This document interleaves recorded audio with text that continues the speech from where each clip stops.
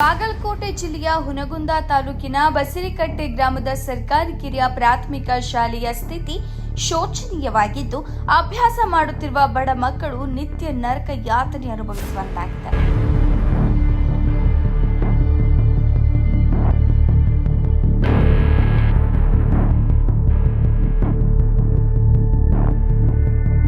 ಗ್ರಾಮದಲ್ಲಿ ಒಟ್ಟು 3 ಶಾಲೆಗಳ ಕಟ್ಟಡವಿದ್ದು, ಅದರಲ್ಲಿ 2 ಕಟ್ಟಡಗಳು ಸಂಪೂರ್ಣ ಕಳಪೆ ಕಾಮಗಾರಿಯಿಂದಾಗಿ ದರಾಶಾಹಿಯಾಗುವ ಹಂತಕ್ಕೆ ತಲುಪಿವೆ.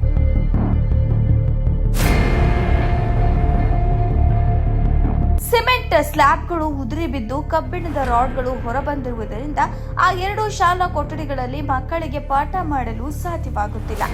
ಪರಿಣಾಮವಾಗಿ 1 ರಿಂದ 5ನೇ ತರಗತಿಯ ಒಟ್ಟು 35 ವಿದ್ಯಾರ್ಥಿಗಳು ಕೇವಲ ಒಂದೇ ಕೊಠಡಿಯಲ್ಲಿ ಕುಳಿತು ಶಿಕ್ಷಣ ಪಡೆಯುವಂತಾಗಿದೆ. ಶಾಲೆಗೆ ಸರಿಯಾದ ಶೌಚಾಲಯ ವ್ಯವಸ್ಥೆ ಇಲ್ಲ, ಆಟದ ಮೈದಾನವೂ ಇಲ್ಲದೆ ಶಾಲೆಯ ಆವರಣ ಮಶಾನದಂತೆ ಭಾಸವಾಗುತ್ತಿದೆ.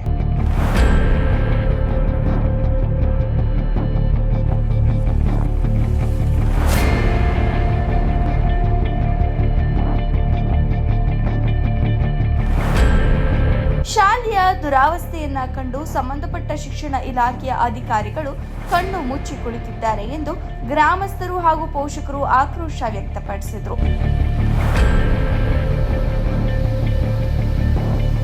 ಶಾಲೆಯ ಕಟ್ಟಡಗಳು ಕಳಪೆ ಕಾಮಗಾರಿಯಿಂದ ಹಾಳಾಗಿದ್ದು, ಮಕ್ಕಳಿಗೆ ಸುರಕ್ಷತೆ ಇಲ್ಲದಂತಾಗಿದೆ. ಕೂಡಲೇ ಸಂಬಂಧಪಟ್ಟ ಅಧಿಕಾರಿಗಳು ಎಚ್ಚೆತ್ತುಕೊಂಡು ಮಕ್ಕಳಿಗೆ ಹೊಸದಾಗಿ 2 ಶಾಲಾ ಕೊಠಡಿಗಳನ್ನು ನಿರ್ಮಿಸಿಕೊಡಬೇಕು ಎಂದು ಶಾಲೆಯ ಮುಖ್ಯೋಪಾಧ್ಯಾಯರು ಒತ್ತಾಯಿಸಿದ್ದಾರೆ. ವರದಿ ಕಮಲೇಶ್ ಹಡಪದ.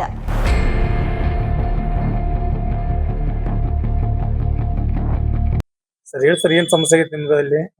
ಈ ಮಳೆಗಾಲ ಬಂತಂತಂದ್ರ ಅದಂತೂ ಸೋರಿ ಇದಾಕತ್ರಿ. ಇದಂತೂ ಪೂರಾ ಸ್ಕ್ರಾಪ್ ಐತ್ರಿ. ಬಿಲ್ಡಿಂಗ್ ಸ್ಕ್ರಾಪ್ ಐತಿ. ಈಗ ಅದ್ರೊಳಗ ನಾವ್ ಕ್ಲಾಸ್ ಅಂತೂ ಹಾಕಂಗಿಲ್ರಿ. ಆ ಕಡೆನಾದ್ರು ನಮ್ BO ಅವರಾದ್ರು ಮಳೆಗಾಲದೊಳಗ ಇಲ್ಲಿ ಕ್ಲಾಸ್ ಹಾಕ್ಬೇಡ್ರಪ್ಪ, ಸುರಕ್ಷಿತ ಇದ್ರೊಳಗನ ಸಾಧ್ಯದಷ್ಟು ಒಳಗ ಇದನ್ ಮಾಡ್ಕೊರಿ, ಅದಕ್ಕ ಪರ್ಯಾಯ ವ್ಯವಸ್ಥೆ ಮಾಡ್ಕೊಂಡು ಕ್ಲಾಸ್ ಅನ್ನ ನಡೆಸ್ರಿ. ಇವಕ್ ಇಲ್ಲಿ ಮಾತ್ರ ಇಂಥವ್ ಇದ್ರೊಳಗ ಕೊಠಡಿ ಒಳಗ ಕ್ಲಾಸ್ ನಡೆಸ್ಬೇಡ್ರಿ ಅಂತ ಹೇಳ್ಯಾರಿ. ಈಗ ನೀವು ಏನ ಅರ್ಜಿ ಏನಕ್ಕಂತ ಮೂವ್ ಮಾಡ್ಯಾರಿ? ಈಗ ಅರ್ಜಿ ನಾವ್ ಇದನ್ನ ಹೆಂಗ ಇವು ಹಾಳಾಗಿ ಹೊಂಟವ್ರಿ ಬಿಲ್ಡಿಂಗು, ಇವ್ನ ನಾವು ನೆಲ್ಸಮ ಮಾಡಿ ಮತ್ ಪುನರ್ ನಿರ್ಮಾಣ ಮಾಡ್ಕೊಡ್ರಿ ಅಂತ ಹೇಳ್ಕೊಂಡು ನಾ ಈ ಗ್ರಾಮ ಪಂಚಾಯತ್ ಹೋಗಿ ಅರ್ಜಿ ಕೊಟ್ಟು ಬಂದೀನಿ. BO ಮೇಡಮ್ ಅವ್ರಿಗೆ ಕೊಟ್ಟಿರಿ? BO ಮೇಡಮ್ ಅವರು ನಾನು ಲೆಟರ್ ಮಾಡಂತ ಹೇಳಿದ್ರು, ಅವ್ರಿಗೆ ಮಾಡೀನಿ. BO ಮೇಡಮ್ ಅವ್ರು ಇದ್ದಿಲ್ಲ, ಅವ್ರು ಬೇರೆ ಬೇರೆ ಕಡೆ ವಿಸಿಟ್ ಹೋಗಿದ್ದಾರೆ. ಇನ್ವೈಟ್ ನಾ ಕೊಟ್ಟು ಬಂದಿದ್ದೀನಿ.